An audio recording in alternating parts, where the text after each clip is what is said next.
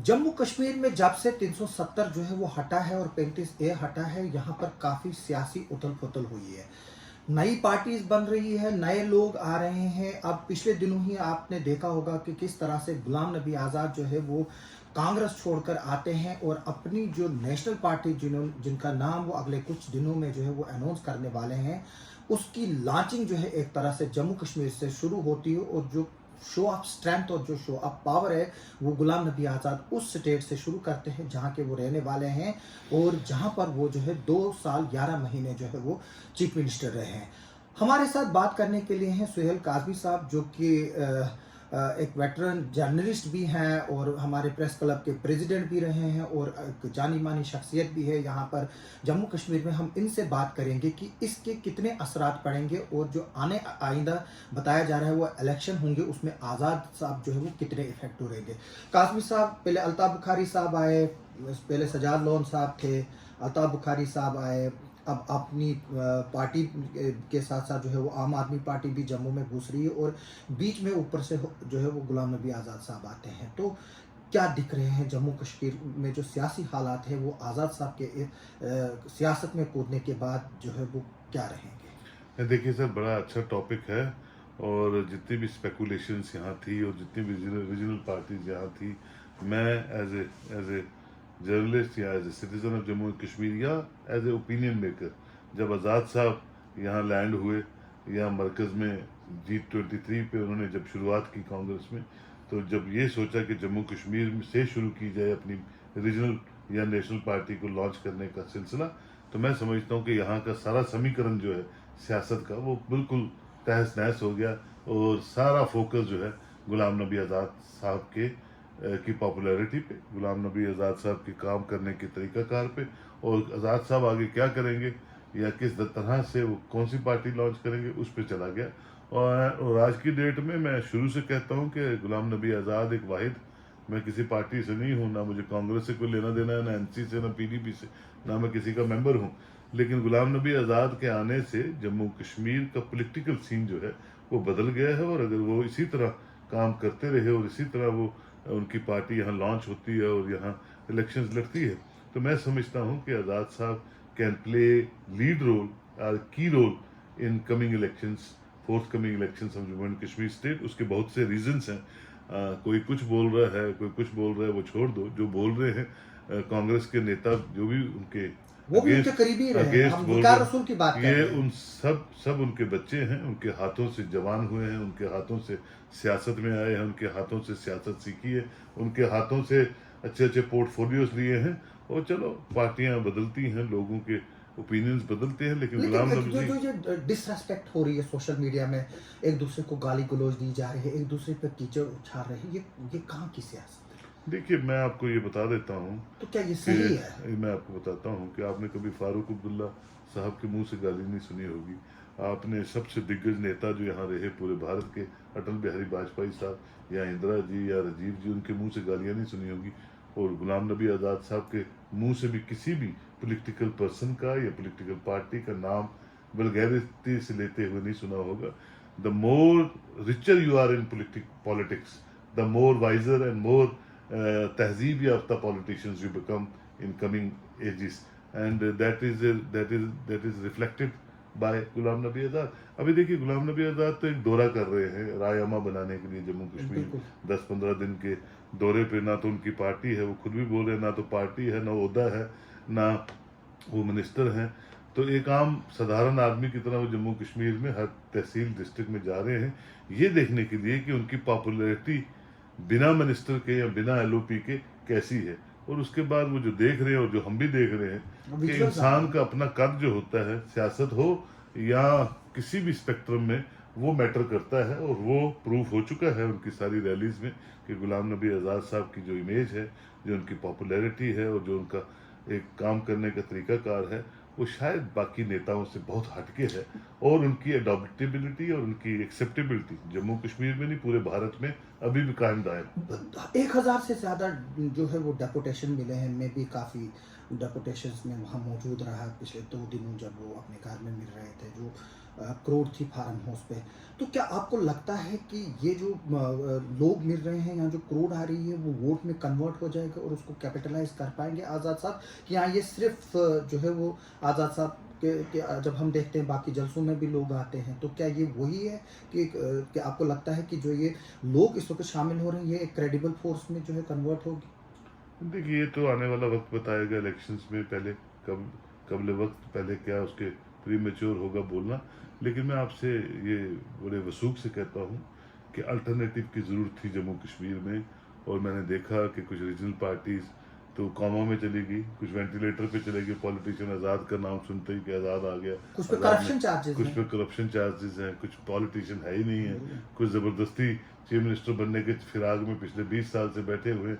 सत्यपाल मलिक जी ने आज भी एक इंटरव्यू में कह दिया कि 6 MLA लेके मेरे पास एक एक बिल्कुल सजाद लोन आ गया और बोलता मैंने वो चीफ मिनिस्टर बनना है। तो बहुत से लोग कोट पैंट सिलवा के यहाँ 30 साल से बैठे हुए हैं चीफ मिनिस्टर बनने के लिए। लेकिन ऑन ग्राउंड एक इंसान जो डिलीवर कर सकता है, एक इंसान जो जम्मू कश्मीर की एस्पायरेशंस पे खरा उतर सकता है, एक इंसान जो सबको लेके चलता है, वो आज़ाद साहब ही है, जो सब political across party lines, across political circles, he is acceptable and he knows where and when to deliver properly। तो वो आज़ाद साहब में अल्लाह ताला की तरफ से क्वालिटीज़ होती हैं और मैं हमेशा उनको बड़े नज़दीक से पिछले 30-32 साल से देखता हूँ कि वो झूठ नहीं बोलते हैं, वो स्पेकुलेटेड स्टोरीज नहीं बोलते हैं कि मैं आऊँगा तो मैं ये कर दूंगा, रोटी मुफ्त कर वही दूंगा। उसने परसों एक बहुत बड़ा स्टेटमेंट 370 को लेकर दिया कि मैं लोगों को मैं बेवकूफ़ नहीं बनाऊंगा, उसके लिए मैं मुझे MP के 350 चाहिए, 175 राज्यसभा मैं में मेंबर आपको चाहिए, बिल्कुल शायद वो नहीं दिला मैं सकते। उनकी बात को तायद करता हूँ। जो चीज़ ऑनरेबल सुप्रीम कोर्ट के पास है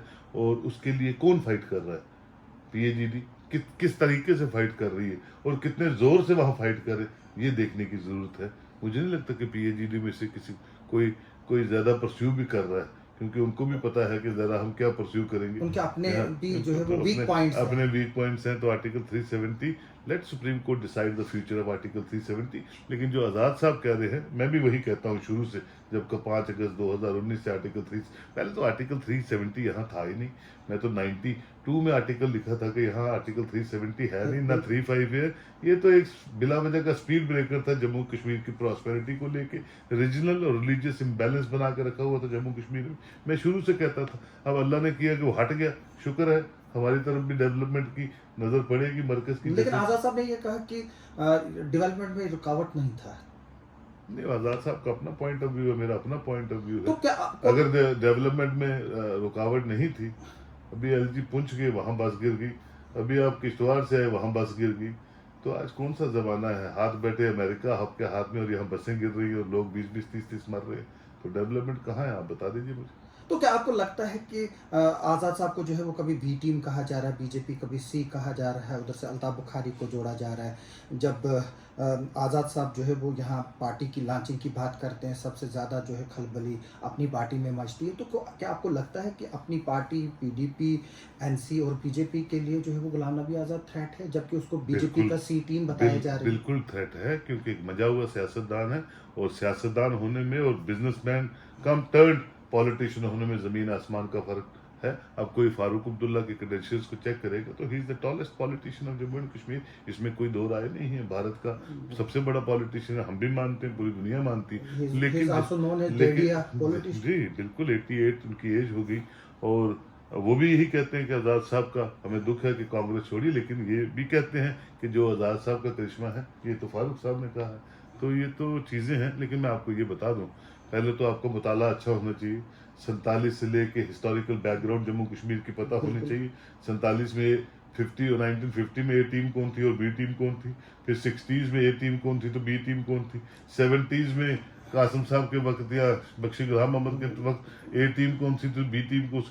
अल्टीमेटली तो मरकज के ज़ेरे क़यादत में ही रियासतें पनपती हैं और जम्मू कश्मीर क्योंकि एक स्पेशल स्टेटस में उभरा हुआ था तो इसके पे तो ज़्यादा फोकस होता था गवर्नमेंट ऑफ इंडिया का। तो ये A team B team C team नहीं होती है, टीमों की तरह काम करती है। लेकिन यह है कि कोऑर्डिनेटेड होके आपको पॉलिसीज़ के तहत स्टेट को और मरकज़ को और पूरी रियासतों को उसी तरह से चलना है जैसे अच्छे ढंग से वो तो स्टेटें क्या चल क्या सकती स्टेट वापस आ जाएगी, क्या लगता है आपको? जिस तरह से दावे किए जा रहे हैं, हाँ, इस पर तो इत्तेफाकन बोला है आज़ाद साहब ने कि हम लड़ेंगे कि स्टेट को वापस लिया जाए। देखिए तो देखिए सर, फ्लोर ऑफ हाउस पे ऑनरेबल होम मिनिस्टर ने भी कहा जब फिजिबल ग्राउंड होगी स्टेट वापस आएगी। एक दूसरा, आज़ाद साहब का जो पार्लियामेंट में रोल रहा है, जिसको प्राइम मिनिस्टर ने एक्नॉलेज किया, होम मिनिस्टर ने एज़ अ एक्नॉलेज चीफ किया, minister as a chief minister acknowledge किया, एज ए एलओपी एक्नॉलेज किया, और जो लाइजनिंग गुलाम नबी आज़ाद की है पूरे इन भारत के पार्लियामेंटेरियंस के साथ, एक भी इंसान नहीं जम्मू कश्मीर में जिसकी 0.5% भी वो इक्वेशन होगी। तो आपको क्या लगता है जो मोदी जी के आंसू है वो आज़ाद साहब को कांग्रेस से बहा के ले गए? नहीं, वो कांग्रेस को ले गए होंगे, लेकिन ये है कि मैं अगर किसी ने अच्छा काम किया है और मेरा वो कलीग रहा है और मुझे पता है कि वो काम एक्नॉलेज होने वाला है, तो अच्छे इंसान के आंसू आ जाते हैं इंसान के लिए, नॉट अपोजिशन या वो पार्टी में है। ये सब चीज़ें उनका वहम था और वो कभी भी छोड़ सकते थे, वो इतना वेट क्यों करते।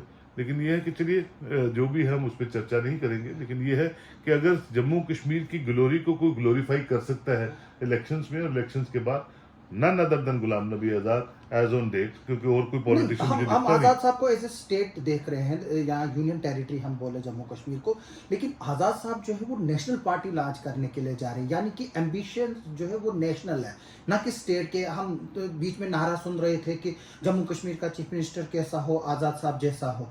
तो क्या आपको लगता है कि आज़ाद साहब जम्मू कश्मीर के चीफ मिनिस्टर पर सेटल होने जा रहे हैं, या कि जो नेशनल पॉलिटिक्स है जिसमें G23 के कुछ लोग भी शामिल होंगे, क्योंकि अभी उन्होंने पत्ते नहीं खोले हैं, तो क्या ये देखिए एक जो है वो अब क्रेडिबल देखिए फोर्स आगे चल के इस बीजेपी वक्त के लिए इस बन सकती है, वक्त आज़ाद की पार्टी इस वक्त सेंटर के जम्मू लेवल पे? कश्मीर पिछले 2-3 सालों से काफ़ी परेशानियों में है।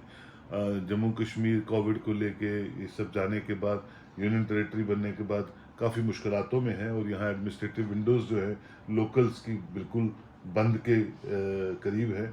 और उसमें एक रे ऑफ होप आज़ाद साहब आते हैं, इलेक्शंस आती हैं, भारतीय जनता पार्टी आती है, किस तरह का समीकरण उस वक्त इलेक्शन के बाद रिजल्ट का बनेगा। तो मैं समझता हूँ तो ज़्यादा फोकस जो है यहाँ के जो लीडर हैं उनको जम्मू कश्मीर में देना चाहिए, जब तक जमहूरियत अच्छी तरह से यहाँ पनपना जाए। उसके बाद फेट क्या रहेगा आज़ाद साहब का, उनकी क्या मर्जी है। जो सेंटर में वो चाहते हैं, तो क्या आप देखते हो कि वो क्या पता बीजेपी के लिए कल क्या को पता चैलेंज बनेगी? क्या पता वो इलेक्शंस करवा के अच्छा नंबर लेके किसी दूसरी पार्टी के साथ गठबंधन करके वो दिल्ली वापस चले जाएं, क्योंकि वो दिल्ली में ज़्यादा काम करते हैं, तो दिल्ली वापस चले जाए।